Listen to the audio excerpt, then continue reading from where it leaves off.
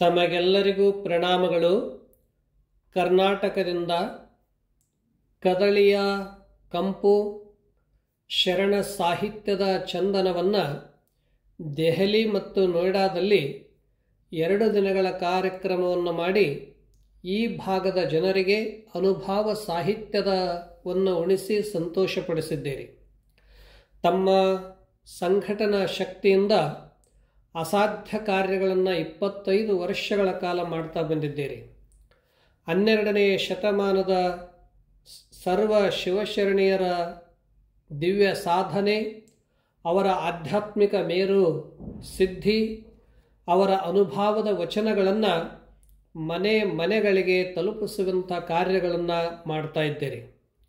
ನಿಮ್ಮ ಸಂಘಟನಾ ಶಕ್ತಿಯಿಂದ ನಾಡಿನ ಸಂಸ್ಕೃತಿಯ ಸುಗಂಧ ದೇಶಾದ್ಯಂತವಾಗಿ ಪಸರಿಸ್ತಾ ಇದ್ದೀರಿ.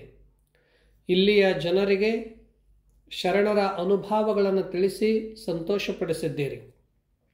12ನೇ ಶತಮಾನದಲ್ಲಿ ಸಮಗ್ರ ಶಿವಶರಣೀಯರಲ್ಲಿ ಅಪ್ರತಿಮ ವೈರಾಗ್ಯ ಮೂರ್ತಿಗಳು, ಜ್ಞಾನದ ನಿಧಿಗಳು, ಮಾಯಾ ಮೋಹ ಪ್ರಪಂಚದ ಲಾಲಚಗಳನ್ನು ದೂರ ಸರಿಸಿ ಅಪ್ರತಿಮವಾದಂಥ ಸಾಧನೆಯನ್ನು ಮಾಡಿದಂಥವರು ಅಕ್ಕಮಹಾದೇವಿಯವರು.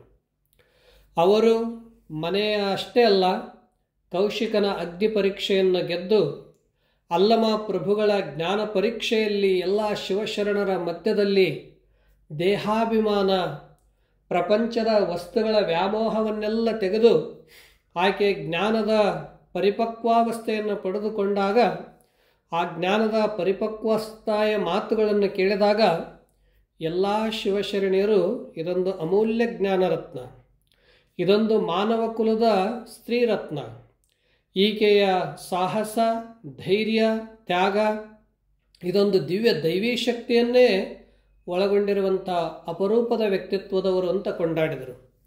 ಅಂಥ ಅಕ್ಕ ಮಹಾದೇವಿಯವರು ಅವರು ಎಂಥ ಮಾತುಗಳನ್ನು ಹೇಳಿದರು ಅಂತಂದ್ರೆ ಅದಕ್ಕೆ ಆ ಮಾತು ಹೇಳೋದಕ್ಕೆ ಧೈರ್ಯ ಬೇಕಾಗ್ತದೆ. ಸಾವಿಲ್ಲದ ಕೇಡಿಲ್ಲದ ರೂಹಿಲ್ಲದ ಚಲುವಂಗೆ ನಾನೊಲಿದೆನವ್ವ, ಈ ಸಾವ ಕೆಡವ ಗಂಡರನೊಯ್ದು ಒಲೆಯೊಳಗಿಕ್ಕು. ಯಾವುದಕ್ಕೆ ಸಾವಿಲ್ಲ, ಹುಟ್ಟಿಲ್ಲ, ಸಾವಿಲ್ಲ ಮತ್ತು ರೂಪದಲ್ಲಿ ಬದಲಾವಣೆ ಇಲ್ಲ, ಯಾವುದಕ್ಕೂ ಭಯ ಇಲ್ಲ, ಅಂಥದ್ದು ಯಾವುದಾದ್ರೂ ಈ ಜಗತ್ತಿನಲ್ಲಿ ಸುಂದರವಾಗಿರುವಂಥ ವಸ್ತು ಇತ್ತಂದರೆ ಅದು ಶಿವ ಪರಮಾತ್ಮ.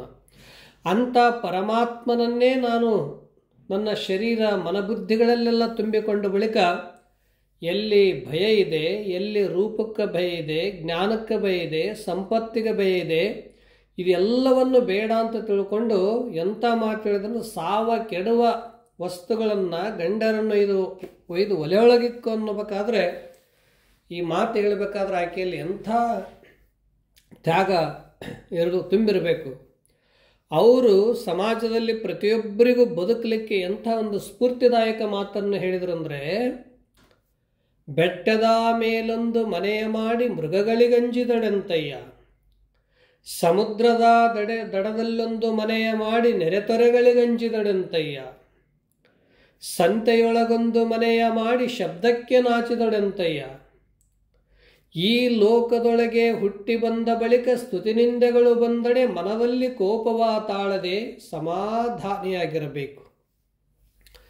ಎಂಥ ಅದ್ಭುತ ಮಾತಂದರೆ, ಬೆಟ್ಟದ ಮೇಲೆ ಮನೆ ಮಾಡಿ ನಾವು ನಿಶ್ಚಿಂತವಾಗಿ ಯೋಗ ಧ್ಯಾನ ತಪಸ್ಸು ಮಾಡಬೇಕಾದ್ರೆ ದೇಹಾಭಿಮಾನ, ಪ್ರಾಣಾಭಿಮಾನ, ವಸ್ತು ಅಭಿಮಾನ ಮೊದಲು ತ್ಯಾಗ ಮಾಡಬೇಕಾಗ್ತದೆ. ಮನುಷ್ಯ ಎಲ್ಲಕ್ಕಿಂತ ಮೊದಲು ತನ್ನ ಪ್ರಾಣದ ಮೇಲೆ ಪ್ರೀತಿ ಇರ್ತಾನೆ, ಅಹಂಕಾರವನ್ನು ತುಂಬಿಕೊಂಡಿರ್ತಾನೆ. ಇವೆರಡನ್ನೂ ಸಮರ್ಪಿಸೋದು ಬಹಳ ವಿರಳ. ಇವೆರಡನ್ನು ಸಮರ್ಪಿಸಿ ಬೆಟ್ಟದಲ್ಲಿರುವಂಥ ಪ್ರತಿಯೊಂದು ಕ್ರೂರ ಪ್ರಾಣಿಗಳೇ ತನ್ನ ಮಿತ್ರರನ್ನಾಗಿ ಮಾಡಿಕೊಂಡು ಅವುಗಳನ್ನೇ ಆಕೆ ಮಾತಾಡಿಸ್ತಾರೆ. ನೀವು ಭಗವಂತನ ಕಂಡಿರಬೇಕು, ನೀವು ಪ್ರಕೃತಿ ಜೊತೆಗೆ ಕೂಡಿಕೊಂಡು ಏಕಾಂತದಲ್ಲಿ ಇರುವಂಥವ್ರು ಅಂತ. ಅಂಥ ಬೆಟ್ಟದ ಮೇಲೆ ಮನೆ ಮಾಡಿದ ಬಳಿಕ ಪ್ರಾಣಿಗಳಿಗೆ ಅಂಜಬಾರ್ದು. ಸಮುದ್ರದ ದಡದಲ್ಲಿ ಮನೆ ಮಾಡಿದ ಬಳಿಕ ನೊರೆತೊರೆಗಳಿಗೆ ಅಂಜಬಾರ್ದು. ಋತುಮಾನಗಳಿಗನುಸಾರವಾಗಿ, ಪೂರ್ಣಿಮೆಗೆ ಅನುಸಾರವಾಗಿ ನೊರೆತೊರೆಗಳು ಅನಂತ ಬಾರುತ್ತವೆ. ಆದರೆ ಅದರಲ್ಲಿ ಮನಸ್ಸನ್ನು ವಿಕ್ಷಿಪ್ತ ಮಾಡಿಕೊಳ್ಳದಂತೆ ಸ್ಥಿರ ಶಾಂತಗೊಳಿಸುವುದೇ ಅದು ದಿವ್ಯ ಸಾಧನ. ಸಂತೆ ಒಳಗೆ ಮನೆ ಮಾಡಿದ ಬಳಿಕ ಶಬ್ದನೇ ಆಗಬಾರ್ದಂತಲ್ಲ, ಇದು ಶಬ್ದ ಇರೋದೇ ಶಬ್ದದೊಳಗೆ ನಿಶ್ಶಬ್ದವನ್ನು ಅನುಭವಿಸಬೇಕು, ಈ ಶಬ್ದಗಳನ್ನು ಮೀರಿ ನಿಲ್ಲಬೇಕು. ಹಾಗೆ ಲೋಕದೊಳಗೆ ಹುಟ್ಟಿ ಬಂದ ಬಳಿಕ ಯಾರೇ ಇದಕ್ಕೆ ಬಂದ ಬಳಿಕ ಈ ಜಗತ್ತಿನಲ್ಲಿ ಜನ್ಮ ತಾಳಿ ಬಂದಂಥ ಪ್ರತಿಯೊಂದು ಜೀವಿಗಳಿಗೂ ಸುಖ ದುಃಖ ಮಾನ ಅಪಮಾನ ಇವೆಲ್ಲವೂ ಬರುವುದು ಸಹಜಿಕ. ಆದರೆ ಇವುಗಳಲ್ಲೇ ನಮ್ಮ ಸಮಯವನ್ನು ಕಾಲವನ್ನು ಹರಣ ಮಾಡಬಾರ್ದು. ನಾವು ಕಾಲಾತೀತನನ್ನು ವಿಶ್ವಾತೀತನನ್ನು ಅನುಭವಿಸಬೇಕು.